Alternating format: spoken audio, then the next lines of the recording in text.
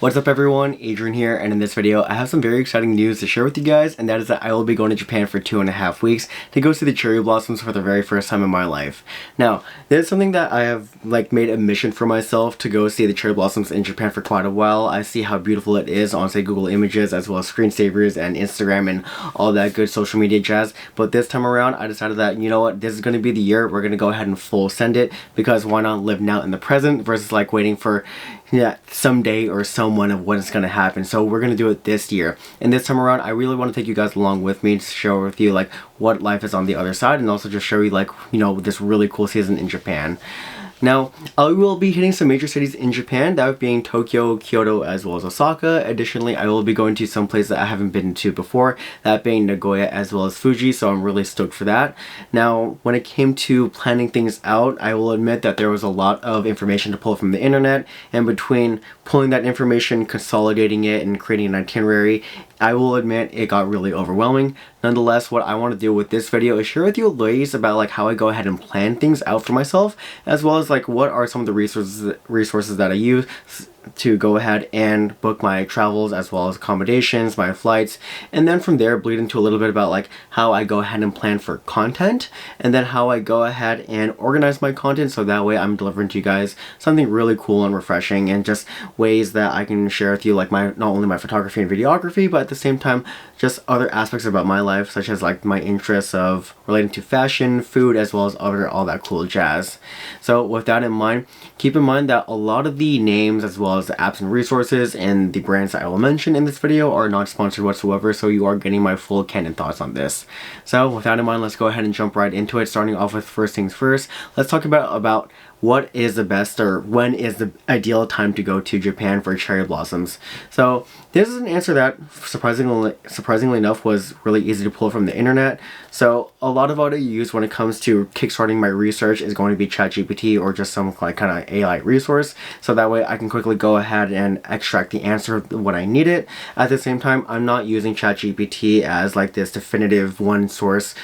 truth for everything that I do. Granted, I want to go ahead and marry that as well as just cross-verify given some other really cool Japanese travel resources. So in this case, I use 3 different websites that are related to Japanese tourism, which I will go ahead and drop in the link below. Now, the reason why I use some of these multiple links is so that way I can go ahead and cross-verify my information, not only with the Japan tourism sites, but also with ChatGPT too, so that way I can get a much more confident understanding of when to go ahead and book my trip. Now, the reason why I'm going in late March as well as in the first 2 early weeks of April is because I'm going to be spending my time mainly in the Kanto region, particularly around Tokyo, Kyoto, Osaka, as well as Nagoya and Fuji, and I feel the last week of March and the first couple of weeks of April, I have a higher probability of being in an area where there is going to be peak bloom, if not a peak bloom, then a later bloom. Granted, I may also be there for the early bloom, so I'm accounting for that 1 week of standard deviation when it comes to that, in a way, margin of error. So that way, if I don't get say cherry blossoms in one area, chances are I will get cherry blossoms in one area one way or another. So that's how we account for that. Now, going on to accommodations and how I go ahead and book for these travels, some of my really useful travel sites that I use on the daily when it comes to, or not on the daily, but just when it comes to planning out for these big trips, are going to be one, Hostel World, as well as Chase Sapphire Reserve. Now, getting into a little bit more about Chase Sapphire Reserve, there's a reason why I love using this when it comes to booking my travels. Part of it is because of the multiple key benefits that I feel suit my needs as well as the lifestyle that I'm looking to pursue, and that is when it comes to, and in no particular order, the travel benefit. When it comes to $300 travel benefit to spend, it's very flexible. I can use it on, say, some things as small as tolls or even parking fees here in the States. Otherwise, if I want to use that $300 travel credit to book, say, a flight out somewhere, or even my hotel or accommodation, whether it may be, I can do that. Additionally, with this new benefit that they rolled out this year, which is going to be the $250 of IHG travel credit, I was able to book myself a hotel stay in Yokohama for 2 nights. So that's the city that I've been needing to explore within the Tokyo region for quite some time now, and I'm really excited for that. Now, in addition to having some really flexible travel credit and spend, it's really nice to have a travel credit card, and especially an international one, where you can go ahead and not incur international currency charges or additional fees. So that's also really nice to have. Additionally, with the Chase Sapphire Reserve card, I feel like I can go ahead and save a little bit more money in some cases where like if I'm going to be hanging out in the lounge area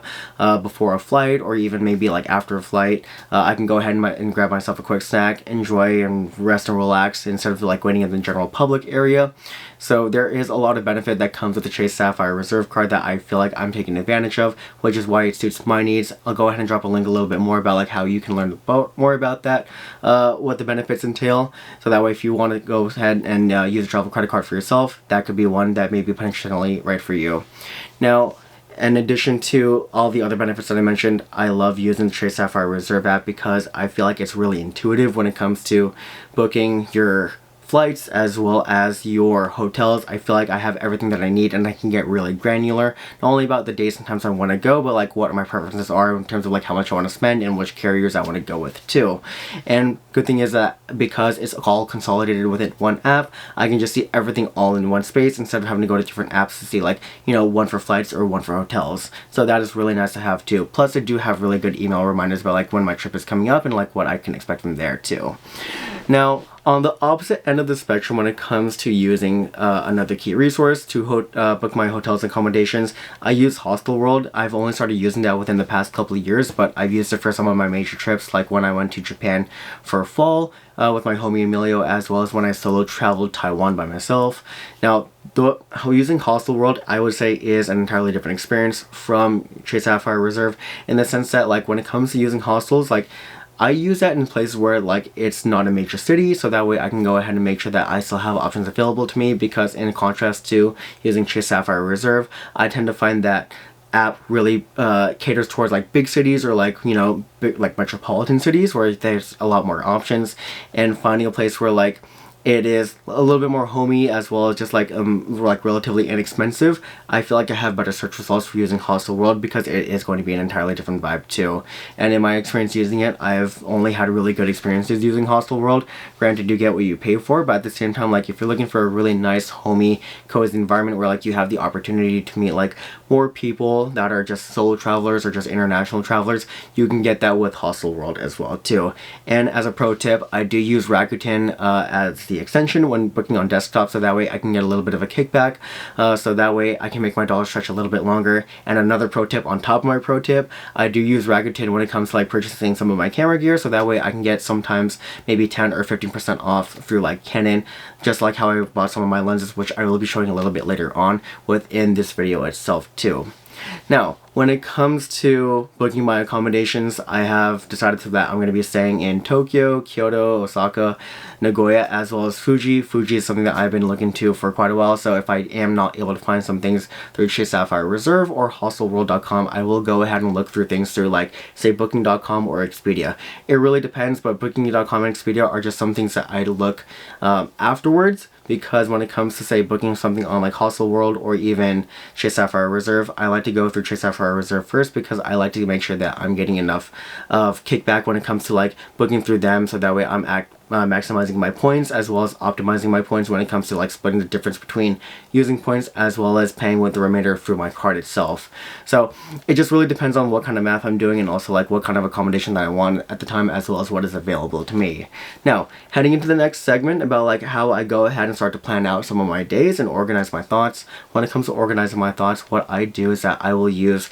either of two resources. I will use either Google Docs or Google Sheets. Now, I'm pretty old school when it comes to using those two platforms, but when it comes to using those two platforms, the reason why I stick to using them versus some really fancy like note-taking like software is that both Google Docs as well as Google Sheets are free. Like, I have multiple Google accounts and I can go ahead and work with a blank sheet of paper, or if I really want to organize my thoughts in some cells, I'll go ahead and use Google Sheets. Google Sheets I may use for something where it's like I'm trying to calculate finances, or even like trying to plan out like, you know, what my itinerary looks like per day if I really want to get down to like, say, certain minutes or hours, but that is a little bit too advanced, and sometimes I like to keep my days a little bit loose, so that way I can go ahead and make sure that I have some room for variability and a little bit of fun. Now, on the opposite end of the spectrum, when it comes to that Google Doc, I like to have a really blank sheet, so that way I can word vomit of like what is going to go on that piece of like paper, and then from there start to build structure about how my days go. And when it comes to building structure, I gather a lot of inspiration depending on like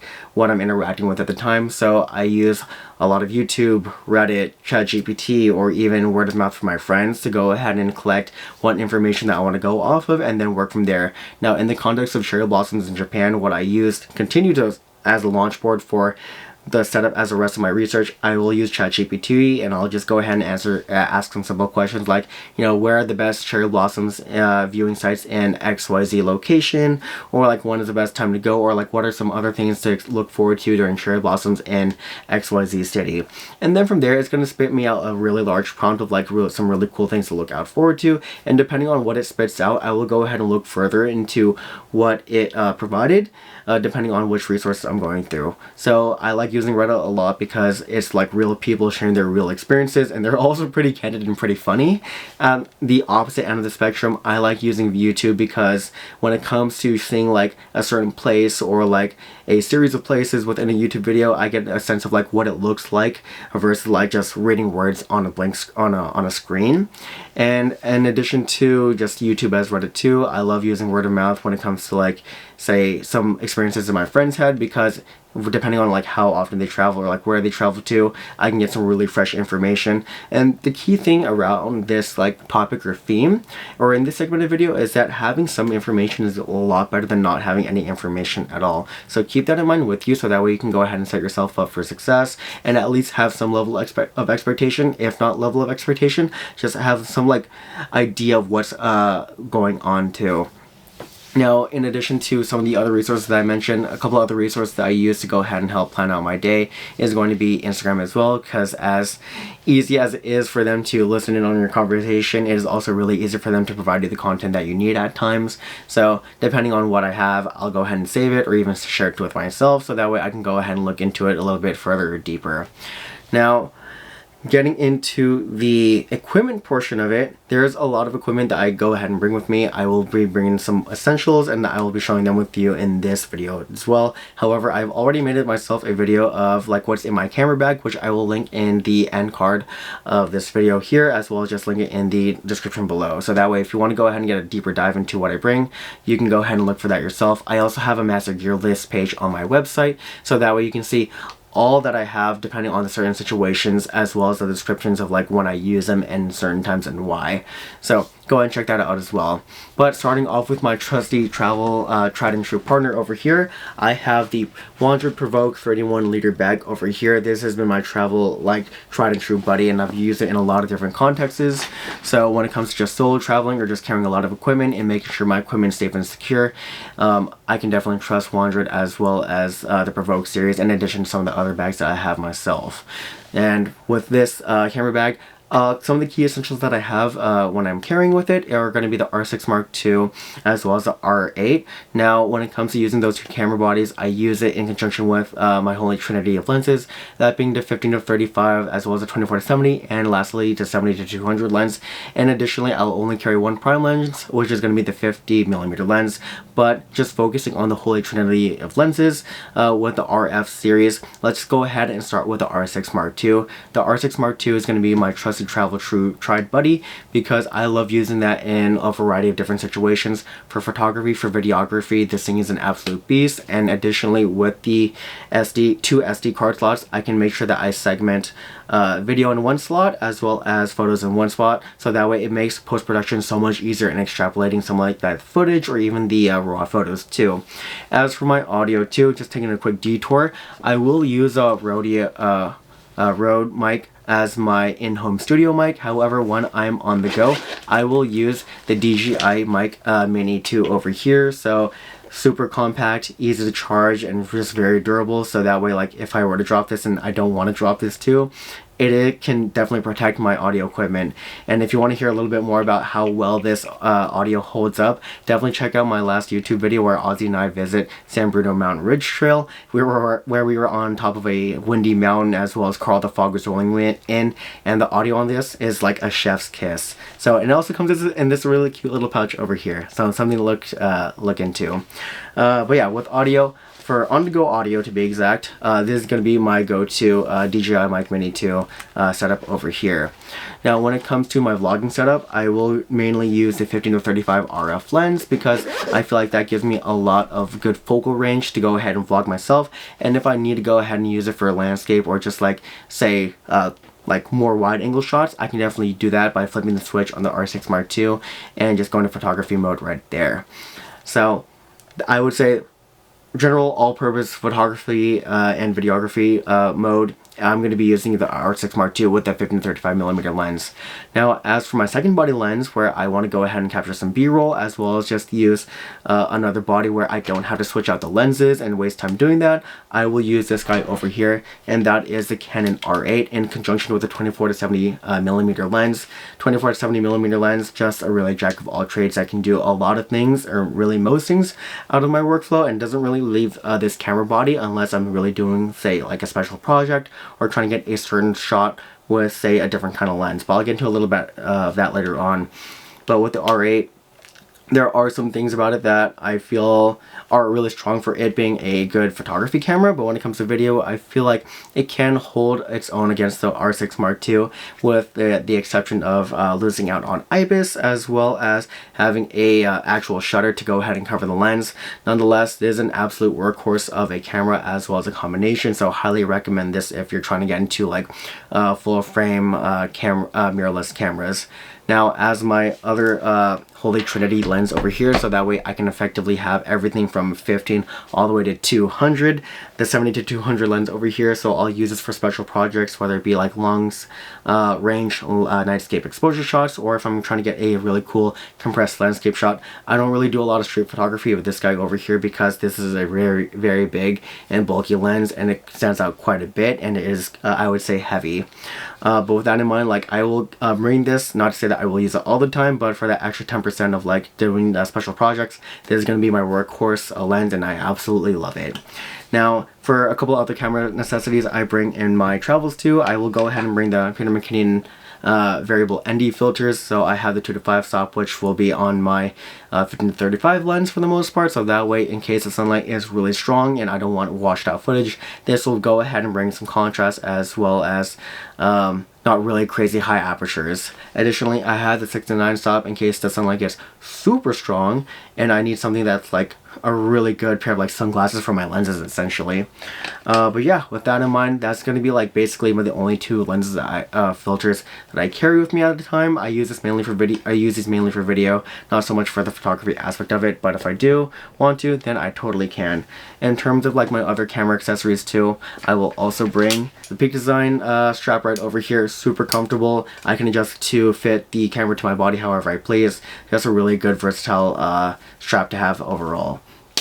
And last but not least, I have the Samsung S25 Ultra, so that way I can go ahead and get some video content while on the go. It doesn't have to always be my main camera, but at the same time, if I'm trying to get, say, like an Instagram reel going, or like an Instagram post going, or even just in situations where like a full frame body camera is not allowed, I can be a little bit more discreet with this guy over here. So really awesome tool to have just in general.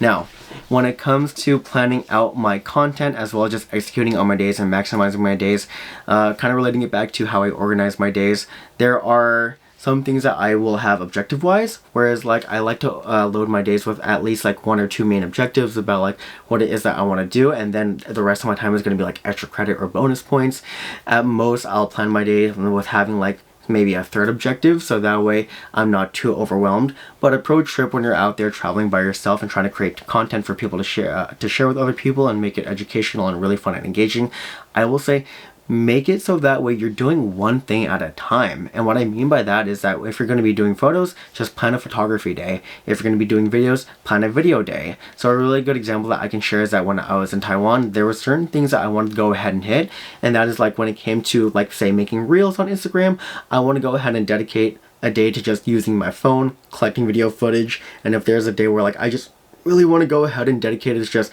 collecting photos in like a certain part of the city and share with you guys, I'll just go ahead and dedicate it to photos. When you force your brain to go ahead and constantly switch between different disciplines and mediums, it can be overwhelming. So that way, when you're using, say, one particular format, or even just like one way of like shooting for video, or like one way of shooting for photography, just stick to that. It's going to make life so much easier. And then when it comes to separating that different type of like content on my different platforms, that's why I have 2 different Instagram accounts. So that way I have Kuya Adrian as like my main photography destination page, though that way if people want to get more information about like, you know, what are these really cool photo spots, how do you compose for something, or like what is the composition, as well as just like settings for it, they can go to that. Otherwise, if people want to see a little bit more lifestyle, as well as like, you know, where am I going, what am I eating, what am I drinking, and like, or like where I'm shopping at, because I absolutely love fashion, they have Yo Kuya Adrian. So having different, in a way, like personas of yourself, or like say reflections of yourself,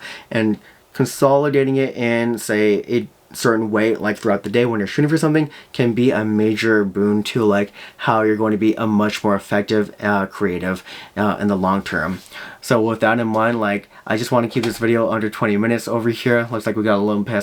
bit past that. But with that in mind, I hope you guys learned something new, and that you're able to use this as a resource for yourself, or if not for yourself, for someone else. So yeah, if you like the content, go ahead and give it a like, as well as a subscribe, because that definitely helps out the channel too. And if you like traveling in Japan, as well as, say, during the cherry blossom season, let me know where you want to go in the comments, or like where you want to see me go within the comments, because hey, I might tag you within a, say, Instagram post, and just say like, hey, like, you know, so and so shared with me the no, so that way I want to go ahead and shout them out too. But yeah, with that in mind, guys, really hope that you learned something new, and I'll drop some really cool content regarding Japan later on down the line. So I'll see you all in the next video. Until then, peace out, my friends.